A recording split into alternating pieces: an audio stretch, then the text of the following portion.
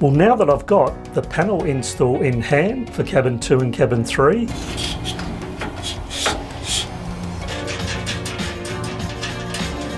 let the heads work continue. Woo.